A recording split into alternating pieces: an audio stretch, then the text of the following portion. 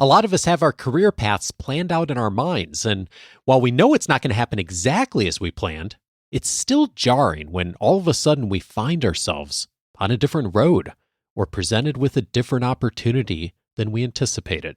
In this episode, the real path towards your next promotion. This is Coaching for Leaders, episode 653. Produced by Innovate Learning, maximizing human potential. Greetings to you from Orange County, California. This is Coaching for Leaders, and I'm your host, Dave Stachowiak. Leaders aren't born, they're made. And this weekly show helps you discover leadership wisdom through insightful conversations. One of the things that I love about our listeners and members in the community that follows this podcast is the heart that so many of us have for supporting others. And one of the best things we can do to continue to support others well is, in addition to thinking about others, is also being mindful about our own careers, not only where we are today, but what's the next step. Being able to move forward in our careers when that's important to us is critical. And today, I'm so glad to welcome someone who has had so much wonderful perspective with senior leaders across all kinds of industries. It's going to help us to really look at where the next step may be in our career and maybe even that promotion in a way that is authentic and genuine, and also maybe a little bit non-traditional from some of the advice we often hear. I'm so glad to welcome Adam Bryant to the show. He is Senior Managing Director and Partner at the ExCo Group, where he works with hundreds of senior leaders and high-potential executives. As the creator and former author of the iconic Corner Office column in the New York Times, Adam has mastered the art of distilling real-world lessons from his hundreds of interviews and turning them into practical tools, presentations, and exercises to help companies deepen their leadership benches and strengthen their teams. He also works with executive leadership teams to help drive their transformation strategies based on a best practices framework he developed for his widely praised book, The CEO Test. He's the author now of the new book, The Leap to Leader: How Ambitious Managers Make the Jump to Leadership. Adam, what a pleasure to have you on. Thanks so much, Dave. Really appreciate it. I am a huge fan of the Corner Office column that you wrote at the Times. I loved seeing it come across my feed. I was so bummed personally when you sunsetted that project, but I'm so glad to be able to now connect with you and come to this book, because so much of what you shared in those columns, you've distilled so much of the wisdom here. And before we get to what you've learned from others, though, I thought it might be fun to start with you on just where your career began. And you refer to yourself in the book as a mild-mannered Canadian.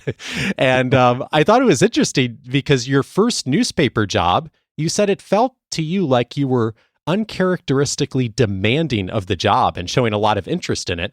But it's not the experience that they had, was it?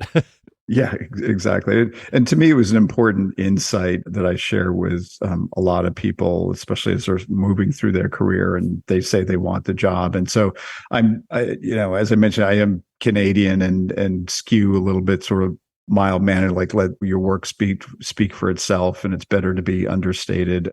My first newspaper job coming out of grad school, like I really wanted this job, and I felt like when I was interviewing, I was being sort of very uncharacteristically, not aggressive, but assertive. I mean, I thought like I was practically pinning the editor and publisher up against the wall and saying, you have to give me this job. And that's how I thought I was coming across. Anyways, the good news is they hired me, but like later on, they were saying to me, one of them said to me, it's like, yeah, we weren't really sure like you wanted the job. And it was just, you're kidding me, right? And for me, the lesson was like sometimes could be a pretty big gap between how you think you're showing up and the perception of you. And so I always encourage people, like, if you're going for promotion, it can be easy to start thinking it's like, well, I need to play it cool. I got to hold my cards close to my chest. I got to have some negotiating power. And look, if you're in a position where you're getting like courted by 3 different people, you can be in that position if you're kind of in the driver's seat. But if there's a job you really want, I think there's just no downside in being really clear. It's like, this means a lot to you, and here's why it's really important. You really want the job. And I think I think that inspires the hiring manager because they want to see that it's really important to you. So I always say, again, like sometimes people say, I got to play it cool. And it's like, don't play it cool. Tell people, I really want this job, and here is why. You write in this chapter of the book, there can be a big gap between how assertive you think you're being and going after a job and how the people you are pitching perceive you. And I read that line and I thought, so true for the interview part, but also like as so many of the things we're going to talk about, I think in this conversation, there's actually some broad implications of that. A lot of times we think like what we're doing in our heads is showing outwardly to others, but a big part of this is the actual behaviors we take on. That makes such a big difference, doesn't it? It does. And the older I get, Dave, the more I realize that everybody's got their narratives in their own head. Like sometimes we like to think, well, there's this kind of shared reality for all of us, but you realize that just reality is source material, to borrow a phrase from a CEO I interviewed, and everybody is sort of creating their own narratives, and just they have different perceptions of things. And so you always have to like go overboard to really make sure that your message is clear and then it's landing well. And I'm dating myself here, but do you remember the old movie, This is Spinal Tap, that mock documentary about the band? But there's this wonderful scene in there where the band members aren't very smart. And the guitarist has changed the numbers on his guitar amp to go to 11 instead of 10. Yeah. And there's this very funny sort of silly scene around that. But to me, I use that as, and I encourage all your listeners, go to YouTube, look up Spinal Tap, go to 11. It's just a priceless scene. But the actual message in all that is, I often tell people, it's like, you got to turn it up to 11, not in terms of volume, but sometimes you have to like just be a kind of outsized version of yourself to make sure that the message really lands that you intend, because a lot of people are distracted. They might be thinking about it. They might have perception of things that don't align with what you're communicating. So you really have to make sure that you're getting through. There's an element of this that is certainly about mindset. It's behaviors, but it's also mindset and how we approach our careers. And one of the most common metaphors that's used for career movement, advancement is the ladder, right? We talk about this, the rungs of the ladder in so many different contexts. And you really invite us to think about our careers through a bit of a different metaphor, a pyramid. Tell me about the pyramid and what's critical about thinking about a career that way. Yeah. And so going back to the most common metaphor, career ladder, I mean, first of all, the problem with that is sort of it's very linear and straight up. And usually there's somebody on the ladder above you, which means you got to take them out to get the promotion, right? So it's just, there's a lot of limiting factors. And I've heard other CEOs that they like the metaphor of the jungle gym, because sometimes you move up, sometimes you move down, you help people over the wall, they help you. That's good too. My favorite metaphor is the pyramid. And it's this idea that especially earlier in your career, you should really be open to doing jobs that just broaden your experience. Because ideally, if you build a really wide base, right? I mean, the thing about pyramids is they are super stable because of that wide base, and the greater the breadth of experience, you're going to have a more stable and secure career. It also gives you more opportunities to move up through different ways. And I think it also goes to this mindset of just being more open to opportunities. I often find when I'm talking to people who are early in their career, they often have very specific career plans. Like they've drawn the map and they said, by this age, I want to have this title. I want to be making this much money. And 5 years after that, I want this title. And I always say to them, it's like, that's not how the world works. Right. And when you get to my age and look back on your career, you're going to realize that your career path is much more defined by the relationships you build and the people you know. And if you do a good job, somebody's going to come to you and say, hey, you did a really good job there. Can you come over here? And I know you don't have any experience in this, but I'm going to bet on you. I think you're just the kind of person who can solve problems, take ownership, take accountability, and we'd really like you to do this over here. And if you say it's like, well, that's really not part of my career plan, the bosses are going to get frustrated with you and you're going to get frustrated with them because they're not sort of aligning with your plans. And so I think you just need to go through your career with being much more open to opportunities and surprise twists and turns, and just see everything as a learning experience. And the greater the variety of learning experience, that will help create that really broad-based pyramid that you can build on for your career. There's this great line in the book, bloom where you are planted. And I think about that in the context of the base of the pyramid, that maybe your plan is to move a step up, right? And the organization has a different plan, or the opportunity is way on the other corner of the pyramid, right? And rather than thinking about that as, this is taking me way off my planned ladder route, whatever, however you frame it, of thinking about, this is an opportunity to actually broaden my skill set and perform in an opportunity where my skills are really needed right now. Yeah, and to me, it's a bit of a paradox, as I think sometimes people get the notion that if they are ambitious, they need to let their bosses know that they are ambitious, and you get in, you do the job, and it's like 3 months in, you've got to start angling and lobbying for the next promotion. And it's a paradox because you're probably more likely to get the promotion if you don't do that. If you just do a really great job and bloom where you are planted, in effect, just own the moment, own the job. And yeah, you can have the regular discussion with your boss at appropriate times about what you'd like to do next, but just be focused on what you're doing in the moment. And then you're much more likely to get promoted, because I've worked with people, I've had people work for me who were in that other camp, and they were just always lobbying for a promotion. And it just gets tiresome, because sometimes implicit in that lobbying is like, okay, I'm doing okay now, but if you give me this promotion, then that's when I'm really going to do a great job. And it's like, that's not how it works. And I also try to advise people, especially when they're starting out in their careers, there's this ideal of how organizations work where they're sort of sitting back and everybody's looking at the talent and doing deep, careful assessments of all the people and what the next role from this. It'd be nice if organizations work that way, but the way it works in reality is that organizations are kind of problems, right? They're just a series of problems, and managers have problems. You can call them opportunities if you want, but a lot of times they're just problems.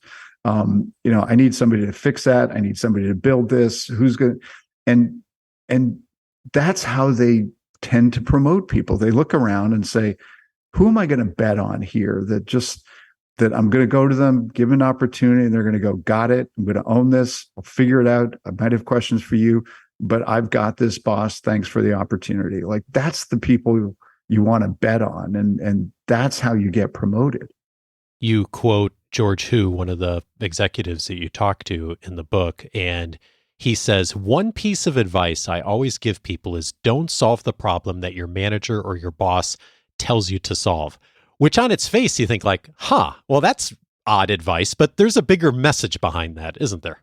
There is. And I think it's a great insight, and I can build on that. But I do think that in some ways it gets to what I think is the core, the difference between a manager and being a leader, and sort of the mindset and how you approach your job. Because if you're a manager, a lot of times your bosses are coming to you with some project, and they usually have kind of expected outcomes in mind. This is what we need you to do, and we're giving you resources to execute this. Please go execute this. And you have to do that well, right? You have to take what people have given you and do it quickly and efficiently and do it well. But then I think that's when you start looking around. And as George says, maybe there's a problem that the company doesn't even know it has. And then you can sort of take that on, but you can also take something off your boss's plate. Maybe there is a problem that the company knows it has. It's not part of your job description necessarily, but that's how you distinguish yourself as a leader and set yourself apart, is just going above and beyond what's expected of you, and solving problems that are outside the box of your particular task. Years ago, I went to a lunch event at a client site, and one of their senior executives, their Fortune 500 company, was given a talk, and he made almost the exact point you just made. He said, if you look around the company, look at the senior people, the people who are, have got all the fancy titles today, inevitably they're people who solved a problem, a big one. And and often several of them. And he said they weren't the problems that were advertised on the job description. They showed up, they saw a problem, they identified it, and they figured out a way to address it. And maybe they didn't always do it perfectly, but they helped the organization to really do something that was meaningful. And it gets back to what you just said a moment ago, Adam. It's like, we do have this picture of like, okay, everything's sort of like perfectly planned out and people have thought this all through. But the reality is it's just a collection of problems and so many of the day-to-day things. And if you can jump in and address that, huge. Yeah. And just having that mindset.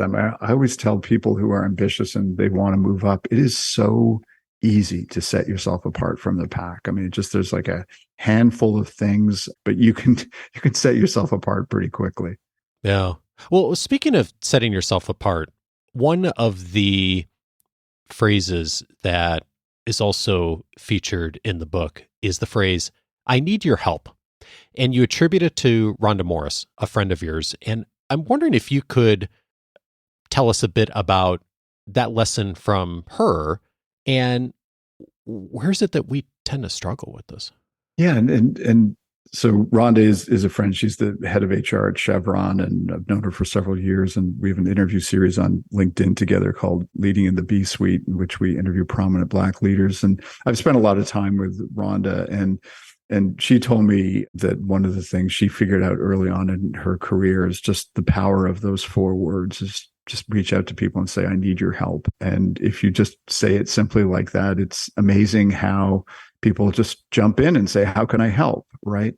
And I think it's really powerful for a few reasons. One of them is, look, I sometimes find I don't want to be that 61-year-old guy who sometimes says kids these days, but I do find sometimes with the younger generation, they are a little uncomfortable saying, like, asking questions and I need your help, and showing that they don't understand something. And I always tell people, it's like, ask questions. It's okay. There's saying I need your help is not a sign of weakness. It is a sign of strength, because it shows you're engaged and you're taking ownership and you're getting help so that you can deliver on what's being asked of you. So I think that's one of the reasons. Another reason is that people can go in their career and say, well, like, I'm supposed to have all the answers. Like, that's why they're promoting me and that's what they're paying me for. And I'm supposed to have all the answers.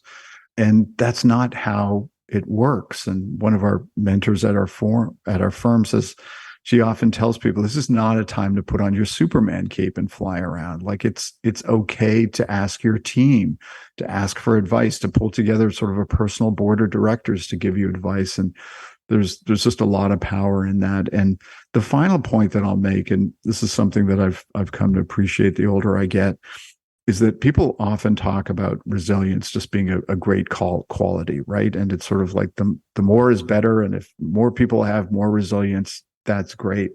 But I think we need to acknowledge that resilience is a double-edged sword, because a lot of people who are resilient, you ask them about their stories and they'll tell you about a time earlier in their life when they were in a really dark place, right? Faced a lot of adversity. And they just had that moment, like, if I'm going to get out of this situation, it's just me and I got to rely on myself to do that. Mm. And that's kind of a common theme. But what happens is if that becomes your reaction whenever you're in an adverse situation, you go to that place of like, I need to just rely on myself to get out of this, that can kind of cut against the habit you should be building of asking for help. So I always ask people, like, this is an exercise in self-awareness too. Like, are you comfortable asking for help? And if not, why not? And then wrestle with a little bit of that, but recognize that where you need to get to is being comfortable asking for help. And I have to say, I mean, after Rhonda told me about that, there's been a few times since then where I've sent people emails and the subject line simply says, I need your help. And Huh. honestly, within like 10 seconds, you get an email response saying, I'm here. What do you need? Huh. It's it's a hard question or statement sometimes for us to say because we feel like we have to have it all figured out. I know I hear from so many folks who take on, especially early in their careers, management roles, and they feel like they need to have the answer, right? And yet, really, like I think a lot of seasoned executives recognize. I mean, I'm thinking about what you talk about Ursula Burns in the book, former CEO of Xerox, and a concept she calls "get to zero," which there's kind of two sides of this, but one of the sides, and I'll let you explain it, but it's this implicit realization that when you come into a new role, you're going to need to figure things out for a while. Like no one expects. I mean, I think in most organizations, no one expects that on day one you're going to hit the ground running and produce amazing results. That there's an aspect here of just starting and asking for help and seeking advice and seeking mentoring that a lot of times we don't stop to do, or at least start with. Yeah, and the getting to zero, it's just another one of those great phrases. And Ursula told me the story of how she uses it, and it's typically when somebody comes into her office and they've been in a new job for 3 months, say, and they come in and say, okay, like I've done this, I checked the box, I'm ready for my next promotion. And that's when she gives them the get to zero conversation where she basically says, slow down, you need to understand something. So the first, let's say 3 months on the job, we're investing in you to when you're figuring out how to do the job. You're not doing the job yet, you're figuring out how to do it. And so we are making an investment in you. And so that's kind of like below the line, right? And then there's going to be a period when you're actually doing the job. And then there needs to be this third phase where you're adding value, you're transforming the job, you're going above and beyond simply doing the job and figuring out how to do it more efficiently, or maybe there's another dimension to it. But that's where our return investment starts paying off for those initial 3 months of when we're investing in you. And that's when it balances out, and sort of that's how you get to zero, where the accounts are essentially evened out. And so I'm a sucker for a great metaphor, a great insight. And I think it's just a great shorthand for people who are sometimes a little overly ambitious and do think, okay, I've done this job 3 months now. I've now checked that box on my resume. I'm ready for something else. It's like, you got to own the job and you got to transform the job.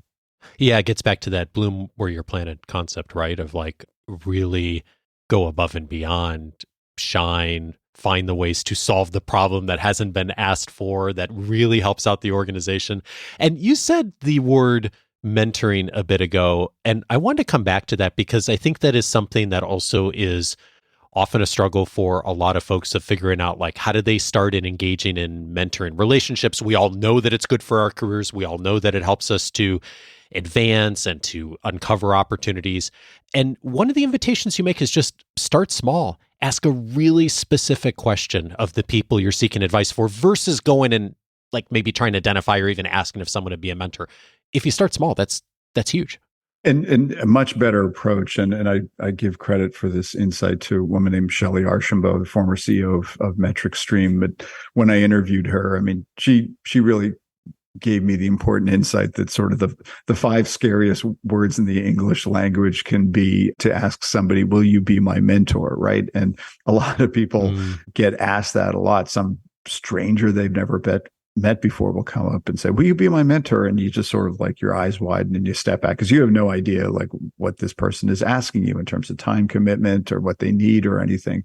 And so that can be very off-putting. And so Shelley makes the point that you should adopt mentors and without ever them knowing they are your mentors and to start small. And her prescription is to go to somebody and ask them for a very specific piece of advice on a concrete problem you're dealing with.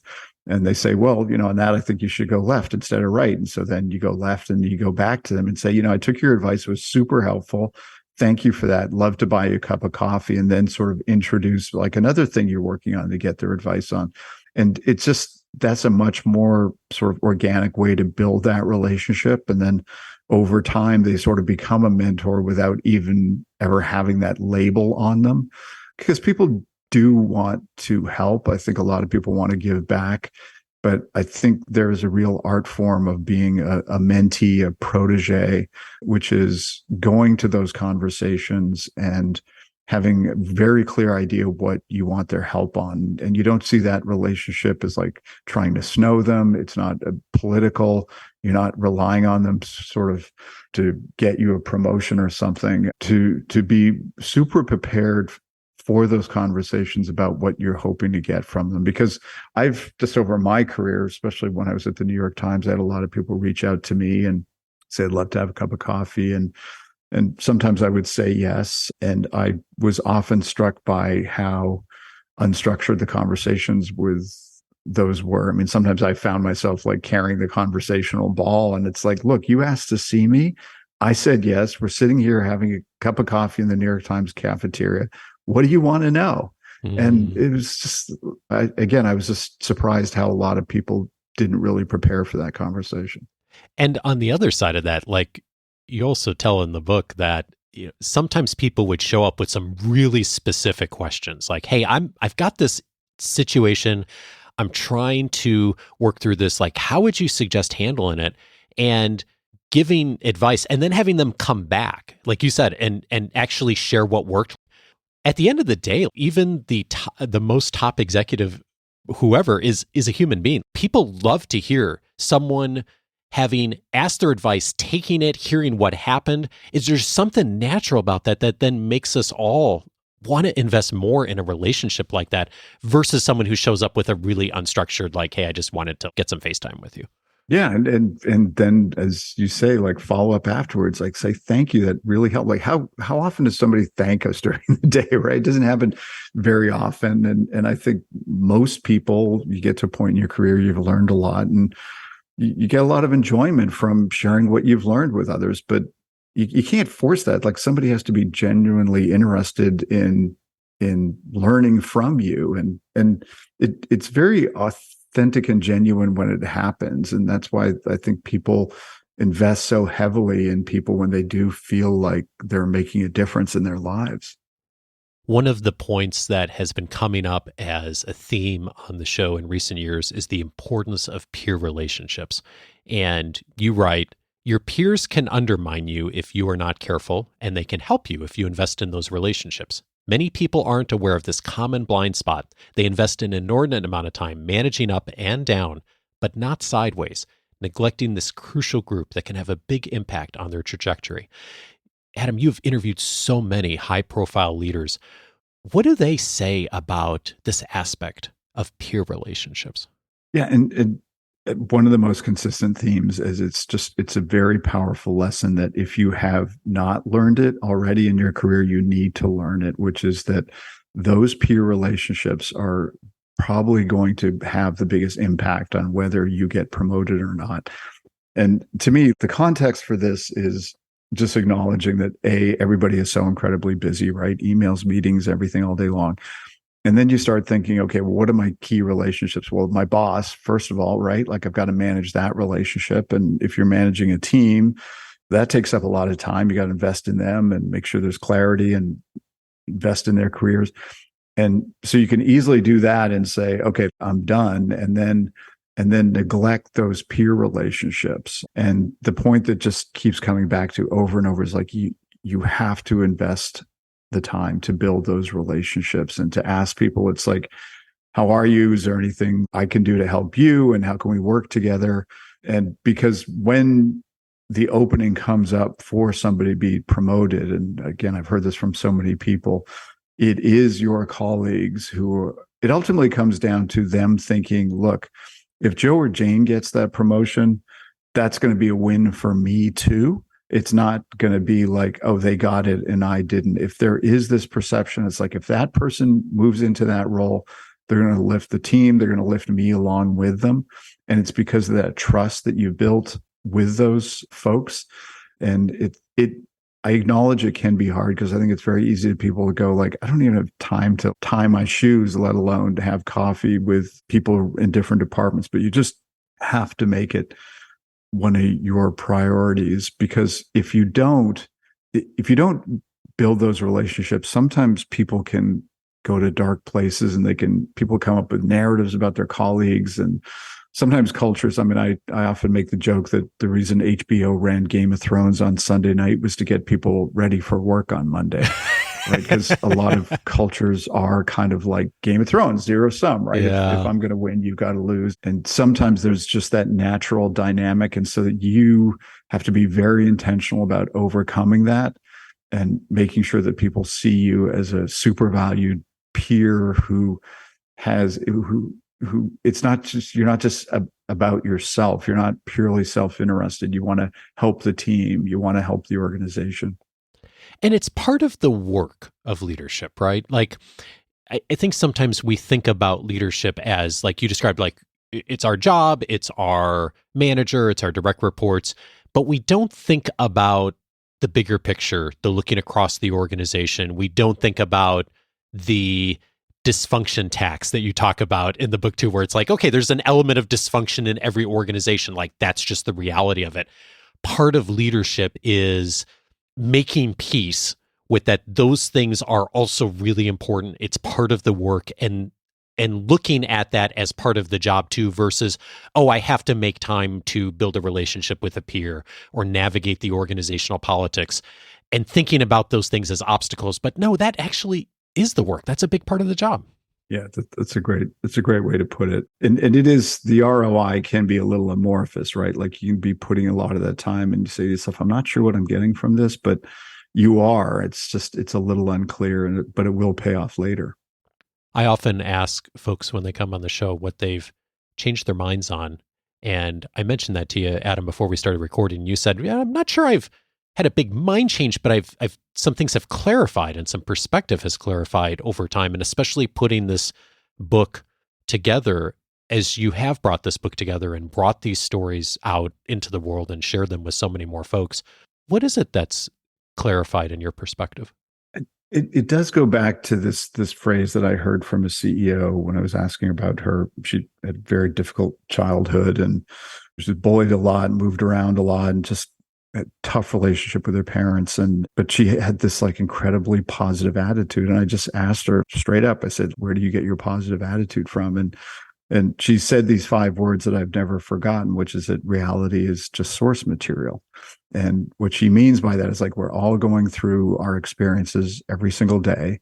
But ultimately we are sort of editing the films or writing the history books about our experiences and deciding what the narrative is, right? Like, was it a bad experience? Was it bad, but we learned a lot from it? And I just find as I get older, the more I realize just how true that is, that as much as we feel like we are all experiencing reality the same way, I've just become much more sensitized to the idea that everybody's got narratives in their own head about their own experience, about shared experiences. Just people's perspectives are often very different.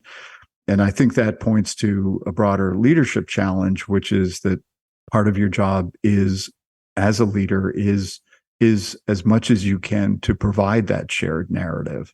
I think a lot about the word alignment these days, and pre-COVID, I think that was synonymous with strategy, but I think alignment has much broader meaning now. It gets to mission and purpose and values and guiding principles of companies and things like that, because we're at this point in society where people can't even agree on facts, let alone ideas. And I think it's the role of leaders, as much as you can, to provide the shared narrative that when you are part of this organization, when you are inside these 4 walls, whether they're literal or metaphorical, that we do have a shared narrative. And that's hard. It takes a lot of work. It takes a lot of communication. It takes a lot of simplifying complexity and really nailing the core messages. But I think it's just an important insight just for life in general, but for managers and leaders, is just to recognize that as much as you think like, okay, the message is clear and we're on the team and we're a high performing team, right? Like, we all see this just to recognize, like, no, everybody's telling themselves some kind of narrative, and you have to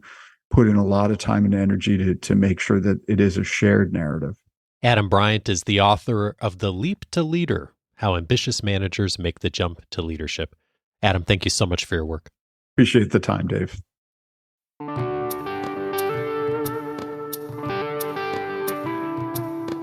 If this conversation was helpful to you, several related episodes I'd recommend. One of them is episode 555, How to Nail a Job Transition with Sukhinder Singh Cassidy. Thinking about this conversation for a couple reasons. One is because the message so much lines up with what Adam has shared in our episode today about, yes, there are key pivotal moments, of course, for all of us where we need to dial up that amp to 11, as he said, but it's more important what we do each day in between those transitions, echoed by Sukhinder in that conversation as well. We tend to think about our career transitions as key pivotal moments, do or die. More often, it's what we do in between those moments that's so key. The other reason I'm thinking of her is she's featured in Adam's book as well as one of the executives who's got so many wonderful pieces of wisdom to share with us. Episode 555 for that. Also recommended episode 617, How to Start a Big Leadership Role. Carol Kaufman, one of the top coaches, joined me in that conversation. We talked about when you're beginning, what are some things to think about? She echoed the message from Adam about the importance of peer relationships, but also so much more in that conversation on how do you really get started well. And then I'd also recommend episode 635, How to Start Better with Peers. Michael Bungay-Stanier was my guest on that episode. We talked about his framework for the best possible relationship. We tend to do that a lot with our managers, with our direct reports, but we don't often think about doing that with peers. And yet it is such an important pivot point for us in our careers as we continue to grow and think about the next opportunity. Often it is our peer relationships that are going to be the deciding factor on how supportive others are in our career advancement. Episode 635 on a how to actually get that process started. All of those episodes, of course, you can find on the coachingforleaders.com website. If you have not already, I'm inviting you today to set up your free membership at coachingforleaders.com. It's going to give you access to a bunch of benefits inside of the free membership. When you have your free membership set up and you log in, one of the things you'll see inside there is courses. If you click on courses, you're going to see there are about a dozen free audio courses that I've made available to you to provide you with a path forward to go into a bunch more depth on a specific area. One of them is making the most of mentoring. We talked briefly about the importance of mentoring in this conversation. I did a deep dive on that a while back on 5 key lessons that I think are key if you're going to really be able to utilize mentors and mentoring well. It is one of the about dozen audio courses inside of the free membership. If you haven't set up your free membership already, go over to coachingforleaders.com, set up your free membership. And if you already have a free membership, you may want to discover more about Coaching for Leaders Plus. It's an additional set of benefits for those of you who'd like to go a bit further on being able to discover more insights to help to accelerate your learning. And one of the ways that we do that inside Coaching for Leaders Plus is through topic guides. I have posed a specific question, a topic area that I know is relevant to many of you, to our members, in supporting you and moving forward. And then, much like I do here at the end of episodes, I'm highlighting several key episodes I think you should listen to, but much more in depth than I do here. We go into some details on each episode, what order you should listen to them in, what are the key points, what are some reflection questions, a video from me overviewing how I think you should think about that as far as you're learning, and a bunch more. It's one of the key benefits inside of Coaching for Leaders Plus. For more, go over to coachingforleaders.plus. Coaching for Leaders is edited by Andrew Kroger. Production support is provided by Sierra Priest. Next week, I'm so glad to welcome Scott Shigeoka to the show. He is going to show us how to help others be seen and heard. Join me for that conversation with Scott next week, and I'll see you back on Monday.